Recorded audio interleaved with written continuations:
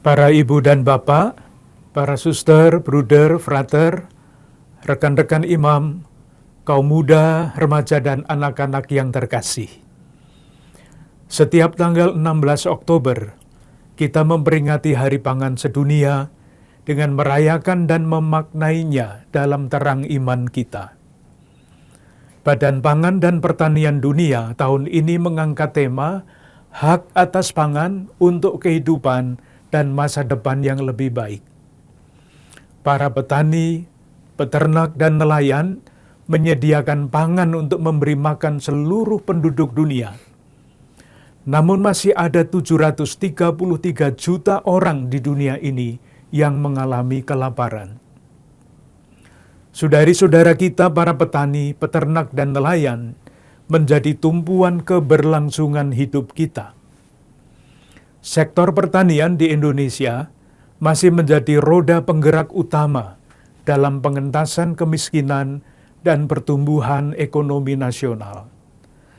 Sayangnya, di tengah sumbangsih positif sektor pertanian ini, kesejahteraan petani masih rendah. Para petani menghadapi berbagai tantangan seperti perubahan iklim, lahan sempit, kurangnya kualitas penyuluhan pertanian, keterbatasan akses pasar, kesulitan akses kredit, biaya logistik pangan tinggi, kesenjangan infrastruktur, upah, dan kesejahteraan yang rendah. Sensus Pertanian 2023 melaporkan terjadi penambahan jumlah petani gurem di Indonesia. Dari 14,25 juta petani pada tahun 2013 menjadi 17,2 juta petani pada tahun 2023. Sebesar 62% lebih dari total 27,763 juta petani pengguna lahan hanya menggarap lahan kurang dari setengah hektar. Saudara-saudari kita ini juga menghadapi tantangan upah dan kesejahteraan yang rendah. Upah pekerja di sektor pertanian, kehutanan, dan perikanan sekitar 55.000 per hari. Upah kerja ini terendah dari 17 sektor lapangan kerja. Upah buruh bangunan lebih tinggi dari buruh tani yang rata-rata 90.000. Upah yang rendah ini tidak sebanding dengan beban kerja yang berat serta biaya hidup yang terus meningkat. Kondisi ini diperburuk dengan harga hasil pertanian yang sering tidak stabil, sehingga pendapatan petani menjadi tidak menentu.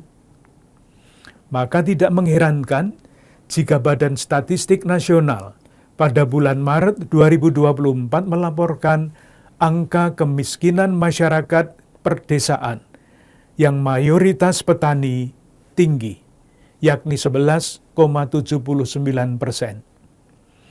Persentasi ini lebih tinggi dari rata-rata angka kemiskinan penduduk Indonesia sebesar 9,03%.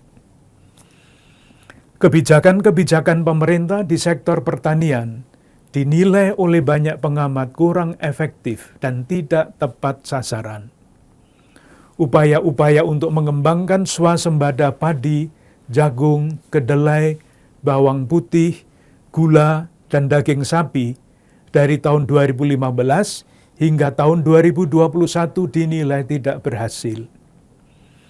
Demikian pula program food estate yang dilakukan dari tahun 1996 hingga tahun 2023. Maka impor 8 kebutuhan pokok pangan terus meningkat dari tahun 2000 sebesar 10,81 juta ton menjadi 29,01 juta ton pada tahun 2022. Untuk memenuhi ketersediaan pangan, Indonesia tergantung pada impor gandum 100%, bawang putih 100%, kedelai 97%, gula 70%, daging sapi atau kerbau 50%, jagung 10%, dan beras 10-15%. Ketergantungan pada bahan pangan impor ini tidak hanya kurang menguntungkan petani kita, namun juga memengaruhi pola makan masyarakat. Nenek moyang kita mengkonsumsi makanan berbasis keanekaragaman pangan lokal yang sehat dan ramah lingkungan. Lambat laun, pola makan berubah menjadi berbasis beras dan gandum. Yang lebih memprihatinkan lagi, ada pandangan masyarakat bahwa mereka yang mengkonsumsi pangan lokal itu identik dengan orang miskin. Saudari-saudaraku yang terkasih, pada hari ini Tuhan Yesus menyatakan bahwa Dia datang untuk melayani dan memberikan nyawanya sebagai tebusan banyak orang. Dengan melayani dan mengorbankan dirinya, Tuhan Yesus menganugerahkan kehidupan sejati kepada kita semua. Pemberian diri Tuhan Yesus ini mengingatkan kita akan peran saudari-saudara kita para petani dan nelayan yang memberikan diri untuk menjamin keberlangsungan hidup kita, pun jika kesejahteraan mereka sendiri kurang kita hargai. Melihat situasi pangan dan petani di negeri kita yang sedang tidak baik-baik saja, perayaan Hari Pangan Sedunia Keuskupan Agung Jakarta tahun ini mengambil tema menghargai pangan lokal, memartabatkan petani dan nelayan. Tuhan Yesus begitu menghargai orang yang memberi makan dan minum kepada saudari-saudaranya yang lapar dan haus.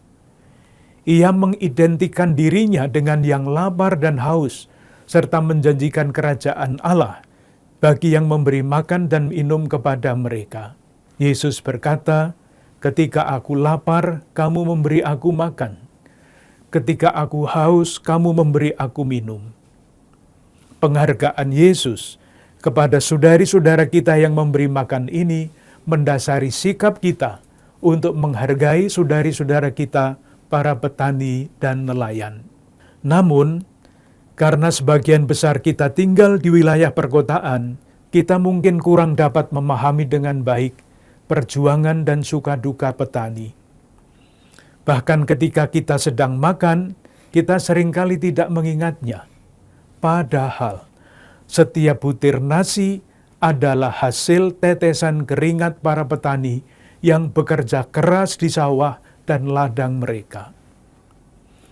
Paus Fransiskus dalam kesempatan audiensi umum 10 Januari 2024 berkata begini, "Katakan kepadaku bagaimana kamu makan, dan aku akan mengatakan kepadamu hati macam apa yang kamu miliki."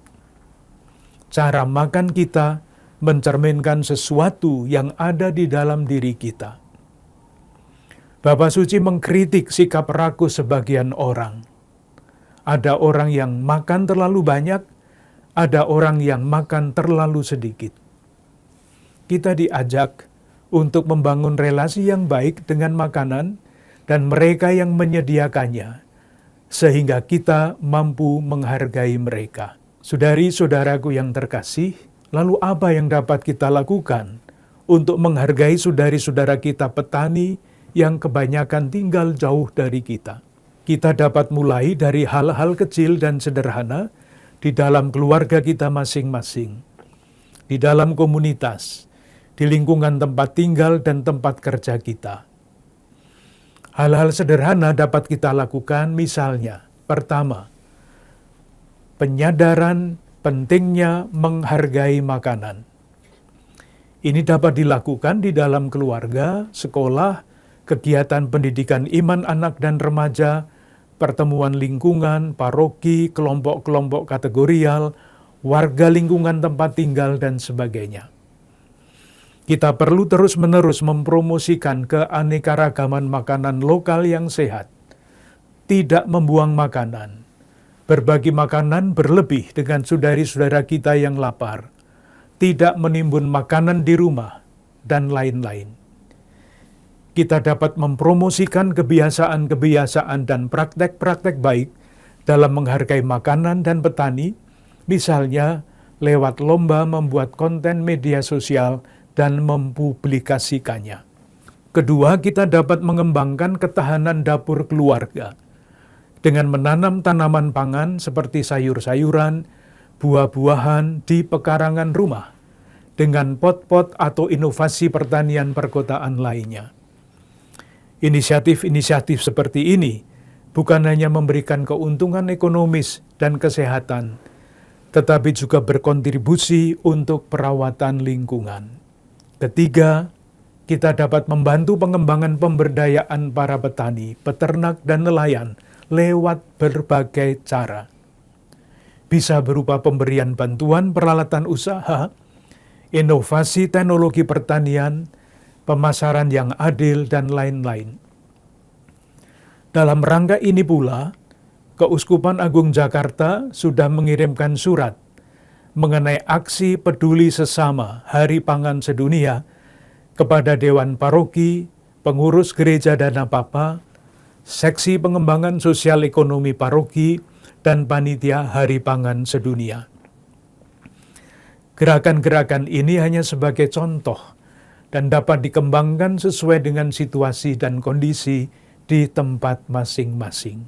Akhirnya, bersama-sama dengan para imam dan semua pelayan umat, saya ingin mengucapkan terima kasih kepada para ibu dan bapak, suster, bruder, frater, kaum muda, remaja, dan anak-anak sekalian yang telah berperan dalam upaya-upaya untuk menghargai pangan dan saudari-saudara kita yang mengusahakannya. Semoga upaya-upaya yang sudah, sedang, dan akan kita lakukan dapat menjadi jalan untuk menampilkan wajah Allah yang peduli, berbelas kasih, dan terlibat. Semoga kita umat Keuskupan Agung Jakarta terus berjalan bersama dengan semangat semakin mengasihi, semakin peduli, dan semakin bersaksi, dan tidak lelah mencari jalan-jalan baru untuk mewujudkannya dalam hidup kita.